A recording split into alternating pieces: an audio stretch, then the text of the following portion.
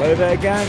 Welcome to another episode of Displaying-Model-Behaviour, the Earth's mightiest video podcast. I wanted to start off this episode, before we get to the news, with just a little thank you to the channel members who were in the live stream this morning, because the topic was, let's workshop a model behavior mascot, and we put together something pretty awesome, actually. And when I say we, I mean definitely all of you guys, because you were the ones coming up with a lot of the great ideas. So we've settled so far, it's still a work in progress, but we've got Misbehavior, who aesthetically is definitely based off of a certain Jamaican princess that I'm very close to. And she's got a kind of a cyberpunky kind of anime aesthetic, but also we've got a little companion of hers, which is this anthropomorphized model behavior mascot that appears like a hologram, getting kind of a Miss Minutes kind of vibe. And the only part that we still need to add, I think, is probably a backpack with Piglet in, because even if this character is in the far-flung future, Piglet's still going to be there because Piglet is actually an eternal being. So we're fleshing out backstories and all these kinds of cool things in the live stream, and I was just getting giddy with the ideas we were coming up with. And we even got some real hand-drawn artwork during the live stream, which is so amazing. And then also we got a whole bunch of, some people were putting together AI concepts as well, which I'm not like promoting AI, but just for the sake of coming up with ideas in the live stream, definitely helped flesh out what we were going for. And I thought this was just going to be a whim, but I think we could really do something with this. So I'm going to contact a few artists and see if I can actually get a, not AI, a real legitimate professional artist to sketch out some fresh concepts based off these ideas. And maybe we can start to actually create this model behavior mascot, and I can use them for thumbnails and logos and, I don't know, some merchandise maybe, some t-shirts.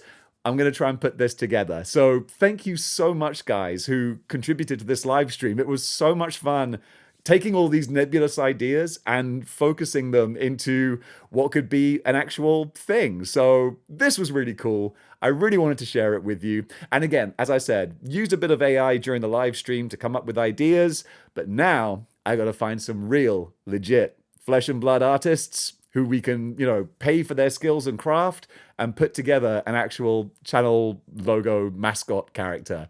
This was really fun. Misbehavior, coming your way in 2025. I just wanted to share my excitement with you. And thank you so much, everyone who helped put this together. Marvel Legends have done their Pulse stream for January, and I'm going to go over these real quick, because y'all know them already. The big reveal was Maximum Spider-Man. Looks fantastic, but it's all going to come down to whatever the price is. Then we had a really fun grab bag assortment wave. So they're doing Ultimate Iron Man, who looks wicked, Rom the Space Knight, who so many people are happy with, a Green Banshee, which is another crowd pleaser, a 616 classic Miles Morales, a great looking Daken, or Darken, two different heads, both of them looking phenomenal, and then Infinity Wars Warlock. Adam Warlock. I was like, is that right? That is right. That whole wave looks like so much fun. Then they're also doing an X Factor Jean Grey, who they didn't paint the boots with, which is just baffling. And then also we're getting an MCU Electro, who has the electricity attached to his face, so you can't tell if it's Jamie Foxx or not. I think that might be a little licensing brouhaha that they were trying to avoid there. So yeah, a really positive start for the year from Hasbro. But let's see how much let's see how much that Maximum Spider-Man costs. Oh yeah, new year, same model behavior. Not editing this. McFarlane are getting the hype train rolling for their next batch of releases, showing the early preview images of Power Girl and Frankie Frost, what's his name? The Frost guy. Oh, God, I'm gonna kick myself. Oh, Captain Cold. Is it Captain Cold? I'll check it when I do the edit. But these two new characters, we've had them previewed at some trade shows, and there's various footage going around from toy bloggers out on the internet. But now we got these pretty pictures. I dare say Power Girl is probably going to be very popular. But also, Chili McFreeze looks pretty good as well. Hey, I give McFarlane credit where it's due. I'll always rag on them when I don't like what I see, but when I do, I call it out. And here, both of these look pretty darn good. Storm Collectibles. I'm sorry. I am redoing this because I was making like a terrible analogy and it was just oddly phallic, and I was like, no, we have to redo this. Storm Collectibles. Storm Collectibles. I pop myself sometimes. Storm Collectibles have kicked down the front door of 2025 and marched in and declared that this is their party. And they are doing so with their Storm Arena series. I'm sorry. Are you still watching? I don't blame you. You could always watch Robo if you want. So, Baki Hanma, 1/12 scale, up for pre-order now on Big Bad Toy Store. $25. And normally that expression is, or that exasperated kind of enunciating is when I'm shocked at how expensive something is. In this case, I am blown away at how cheap this is. $25 for this 1/12 scale Baki Hanma. Look at all of the articulation, the sculpt work, the painting. He's got interchangeable head sculpt, different pairs of hands, a stand. Oh, I do declare, be still my beating heart. Going to be released Q3 of this year, and this is just kicking off the Storm Arena line, which is all going to be 1/12 scale fighting games. We're getting Street Fighter Alpha. We're getting this, which isn't a game as such. Maybe there is a game of it, but you know what I mean. And also, we're getting Darkstalkers, a 1/12 scale line of Darkstalkers of this quality for this price. Oh, Hasbro, I bet you made that Maximum Spider-Man figure and you were like, lads, we can charge whatever we want. These suckers are going to pay it. And then Storm Arena comes in and it's like, all this, boom, $25. And they're like, son of a... now maybe you got to bring your prices into alignment, because all of this for $25, that is setting quite a standard. Asmus Toys have just revealed a 1/6 scale Snake Pliskin. Kurt Russell's greatest role? Oof, that would have been a lofty statement. I mean, maybe, but this is the same man who played Jack Burton and McCready from The Thing as well. Damn. This dude has got quite the oeuvre when it comes to badass 80s movies. But Snake Pliskin, come on, the genuine impetus behind Solid Snake. This dude, as far as action heroes go, has stood the test of time. And Asmus Toys have a pretty good track record for pretty badass 1/6 scale figures. This looks like no exception. You're going to be talking Hot Toys style. No price yet, but it's going to be limited to 300 pieces, so it's gonna be expensive. But I mean, if you want to have something that's pretty badass for someone who would have grown up in the 80s, which is pretty much the entire demographic on this channel, shout out to you youngsters who, you know, do make up, I think, about 5% of the audience. This thing looks awesome. There's also going to be a sculpted hair version as well. So if you miss out on this one with like the doll hair, there's a sculpted hair one coming out later, which honestly, I'd probably prefer, because we don't play with dolls here. We collect action figures. Okay, we've got a huge amount of WWE figures to talk about, and I want to cover these more. So here you go. I'm making a rob for my own back, but let's do this. So we're getting the WWE Retro Bundle Mattel Creations exclusive set from No Holds Barred. Terrible movie. But at the time, I was a kid. I liked Hulk Hogan, so it got a lot of viewing on VHS in my house. Hulk Hogan, Zeus, Queen Sherry, and Miss Elizabeth. So 4 retro figures from that movie. Then, in the springtime of this year, we're getting WWE Elite Collection Wave 116. Wow!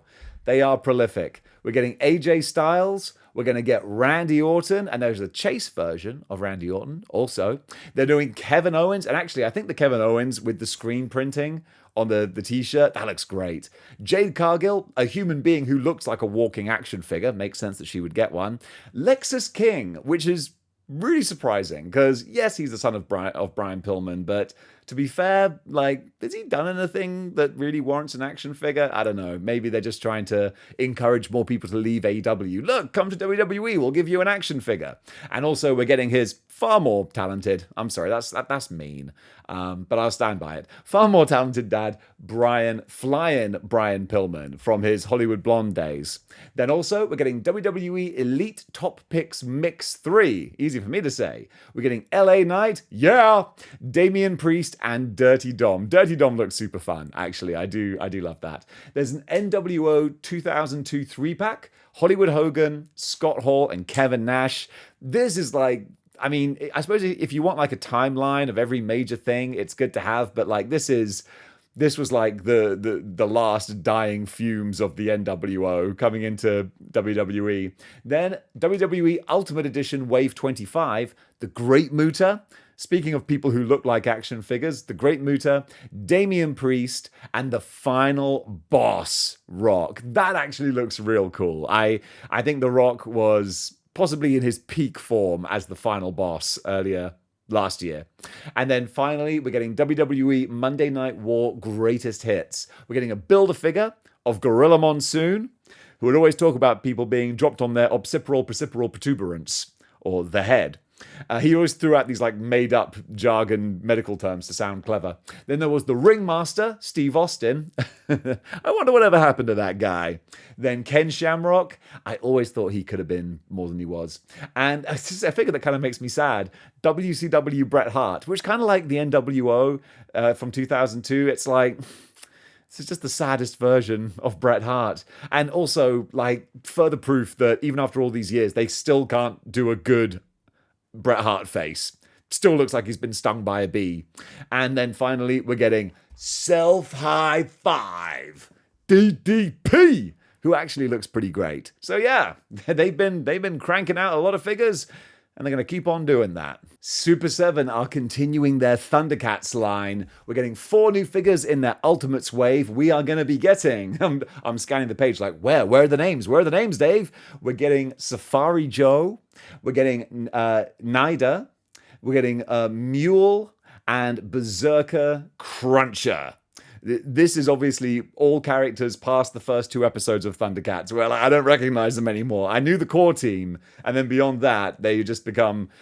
Basically, these were the figures that my friends in school had, that I was like, who's this? How did you get this? What character's this?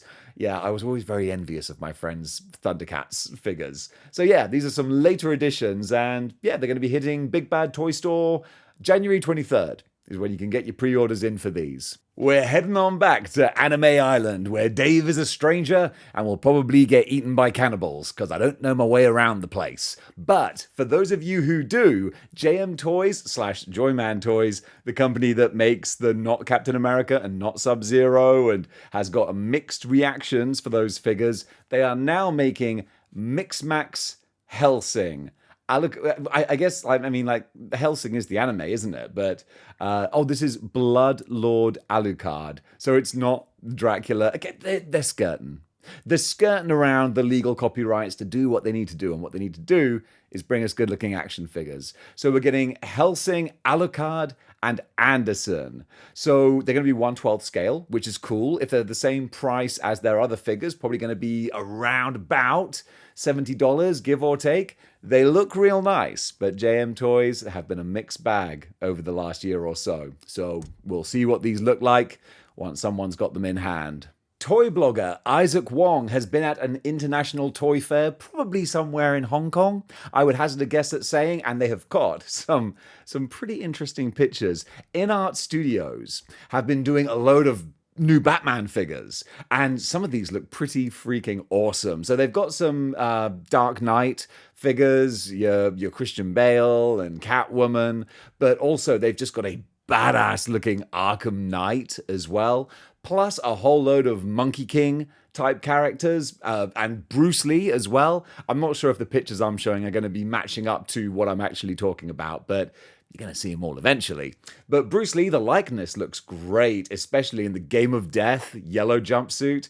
Really, really like the look of that. That's very cool. And also his Way of the Dragon, or maybe Enter the Dragon. I get spotty with my Bruce Lee knowledge, but the costumes look great. And then Christopher Nolan Batman, I always thought the Batman costume was a bit boring because it's just black with the gold belt, but it does look nice. And then Anne Hathaway, well, she also looked nice too as Catwoman, I got to say. But the ones that really stand out to me are also, well, they're the more comic booky ones. We've got some Dark Knight's Metal figures. So they've got the twisted version of Batman's JLA character iterations. So we've got the Green Lantern, evil Batman. We've got Devastator, what's the name of the guy who kills Superman? Come on, Doomsday. There you go. That version of Batman. Red Death. Red Death looks really pretty, actually. Red Death looks stunning. The little details on the boots. Oh my goodness. Then there's the Batman Who Laughs. He was like all over the place a couple of years ago. DC have kind of like given him a bit of a rest, which isn't a bad idea. You don't want to overplay these characters. But yeah, a lot of cool stuff going to be coming down the pipeline from Inart Studios. These are obviously just previews, but they'll be up for pre-order at some point, and when they are, I'm going to let you know. Do you want to get glamorous? Well, Fury Toys are just showing off some glamour shots to whet your appetite, whet your whistle, if you will, of their not Cringer or Zabu saber-toothed tigers, battle cats or not battle cat. But look at this dude in the green armor. I mean, if that ain't a color swapped battle cat, I don't know what is. You know, call it what you want. Call it a gorgeous, oh by heck, gorgeous looking action figure. You got the white tiger variant. It looks like, yeah, you can apply the armor pieces. Oh my goodness, these are going to be going up for pre-order soon.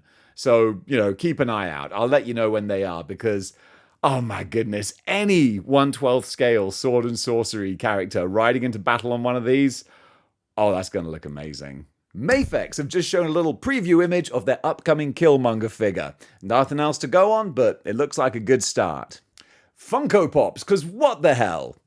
Up is down, black is white, and hamburgers eat people. I'm going to talk about Funko Pops. They've done a couple of new Metal Gear Solid ones. We've got The Boss, and we've got Naked Snake. I had to double check. It's like, I knew it was one of the snakes. Of course, I know it's the guy who eventually becomes Big Boss, but this is Metal Gear Solid 3, aka Metal Gear Delta, where he has not yet become Big Boss, because that's actually The Boss. Why am I getting bogged down in Metal Gear lore with you? It's a couple of Funko Pops. Make of them what you will. SH Figure Arts are showing off a little preview of their newest Berserk figure. This is Guts from his time with the Band of the Hawk. A great old school design for Guts. Before he became the Black Swordsman, he was palling around with some of his best buddies, being mercenaries, getting into adventures, and nothing awful would ever happen to them. Y'all should really read Berserk if you're not already. It's amazing. But, it gets dark. Now this is interesting, a 1/6 scale spider goblin lady. I was looking through all the different pictures from this to see if, like, does she turn into a spider? Is there anything goblin related? Not really, she's just a slightly scary looking lady in this kind of emerald green robe. I mean, looks beautiful. I don't know if she's from anything. I'm trying to find more information, but I ain't seeing nothing. Just spider goblin, 1/6. Very, very pretty pictures, but nothing else to go on. But hey, you know what? We're going to hunt around. We're going to dig around, see if we can find some more information. Because at the moment, it's just some very pretty pictures. So there you go. You can enjoy them. Spider Goblin Lady. Well, I'm still on Anime Island, and I haven't been eaten by cannibals yet, so this is a good time for me to tell you about another Dragon Ball Z figure. SH Figure Arts, Son of Goku, the lowest born Saiyan. I can't help but think that as long as you're a Saiyan, even if you're the lowest born Saiyan, you're still pretty tough. So this is going to be releasing around about sometime in the future. There you go. I was trying to extend that sentence while I was looking at what's on the page. Oh, March is when it's going to be released. Yes, I scanned too far. I went past it. So yeah, March 25th. Sorry, March 2025 is when this is going to be released. And available apparently only in North America. So there you go. That one's just for you. Speaking earlier of sword and sandal and sorcery, yeah, the three S's. Swords, sandals, sorcery. The things that they should be teaching in school. We're getting a scary goat man, which is not really fair because, I mean, goat men just look scary because they have those weird rectangular eyes. Or are they oblong? What's the difference between an oblong and a rectangle? I'll wiki it. But he looks cool, again, from a Chinese company, which means it'll probably be available on Gundamit and 5K Toys. Just a couple of early preview pictures looking at. I love the wibbly wobbly flaming skull. I don't know if that's just like a computer graphic add-on or if that's an accessory he's coming with. It's early days, but still, you know, when they do the full reveal and we know who it's from and where you can get it and how much it's for, you can sit and go, oh yeah, I saw that on Good News first. Snail Shell, man, they're just so much fun. I love this company. We're getting a new figure from them, which is why I'm talking about them on the show about action figures. We're getting this military maid. Yeah, that's it. It's a maid with a gun. Apparently, her name is Tokiwa Kazune. And y'all better put some respect on that name. Looks super cute. I love everything Snail Shell do. It's kind of funny how this is a very, cutesy waifu anime girl figure, but then with what looks like a super detailed, very authentic and exact sniper rifle, machine gun, whatever that is. They're like, hey, we like to have fun with our anime girls, but we don't play when it comes to our military grade hardware. No flies on us. That thing looks legit. So yeah, this is going to be released around about the third quarter of this year. And yeah, it looks like another banger from Snail Shell. I was running out of air at the end of that sentence. I was refusing to take a breath. Up for pre-order on Gundamit is the Flex Toy Goddess of Delivery. This is just a super fun, unusual little set. It's kind of an Uber Eats girl with a transforming moped. Because you're not just going to use your moped to deliver food. It also doubles as a backpack and machine gun and flight pack and all sorts of things, it looks like. Just kind of fun and quirky. I love all the accessories she comes with. It looks like you can do some really fun photography dioramas with this. So I'm not too familiar with a different line if this is part of a whole sub-genre of girls with transforming vehicles. Might do a little more research on that one. I know, I keep saying I'll do research and you watch this going, no you won't. But looking at the pretty pictures, she looks kind of fun. If you like your anime girls with a side hustle, well that's exactly what this is. Oh my goodness, this is just so cute.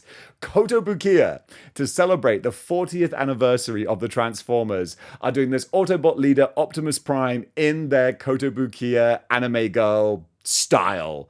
And it looks so fun. Unlike the statues that I have, this is a fully articulatable action figure. Articulatable? Yeah, it's a word. Available now for pre-order on Big Bad Toy Store. Going to be $80. So, expensive. I do appreciate that. But I really love everything that's going on with this. All the different face sculpts as well. So you can have the very, robot-looking plain white one. But then I kind of like the anime girl that's got a bit more just flesh tone, looks a bit more normal. And then like she's wearing Optimus Prime style armor. That's super fun. Then you got the gun, the battle axe. Yeah, I got a lot of time for this. This is pretty cool. JPT Design and Pop Costume are doing whatever character this is. 1/6 scale, I talk about the art of action figures. Well, this looks pretty artistic to me. Looks like a stop motion animation puppet. I kind of love that. And actually, underneath the masks, the human visage looks real pretty. Like it looks just soulful and kind of cartoony, but a little bit realistic as well, but strangely not creepy. They seem to have just hit that sweet spot. So this is photography by AJ Photography, AJ's Toys Club on Facebook. So I'm trying to find just more information about this figure, about this character, because it looks beautiful. Really, really beautiful. So if you want a 1/6 scale sword and sorcery, Japanese mythology type character, well, gosh, that looks amazing. If I can find more info, I will do, and I'll put it down below. If not, though, well, the hunt continues. McFarlane are adding to their Music Maniacs line with Flavor Flav. This is super fun. I never really knew Flavor Flav. That was outside my sphere of knowledge when I was a kid growing up. But $24.99 going to be releasing around about March of this year, so not too long to wait. A whole bunch of accessories, the Viking hat and the giant alarm clock. It doesn't mean anything to me. I recognize them as iconic touchstones, but I just don't know Flavor Flav. And I'm sure I'm going to get a lot of comments going, "You don't know Flavor Flav?" I was raised in a house of rock. I wasn't raised in a house of rap. I can tell you about Queen and Aerosmith and Rolling Stones, but yeah, outside of that, I'm not too sure. This does look fun though. One thing that I do know a lot about though is Robocop, my favorite film, my favorite franchise, and now JFS Toys are showing off some prototype sculpts, so real early doors, but prototype sculpts of the villains of old Detroit. This got me very, very happy and then a little disappointed because these are going to be 1/10 scale, so bigger than Legends and smaller than Hot Toys. And I'm like, this doesn't really hit that sweet spot for anything. But I mean, hopefully there will be a 1/10 scale Robocop to go with them. Otherwise, it's just a bunch of bad guys with no one to bust them. But yeah, we're going to get Clarence Boddicker, Emil Antonowski, Leon Nash, Joe Cox, and Steve Min. But also, they're going to be doing a 1/4 scale melting Emil statue. And that is just horrifying. This was nightmare fuel when I was a kid. I was having a great time watching Robocop when I was like 10 years old. And then that happens at the end. It gives me nightmares. And now you can get a 1/4 scale statue, or you will be able to eventually. Lord only knows why you would.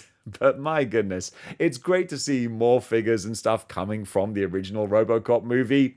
I'm looking forward to seeing more from this.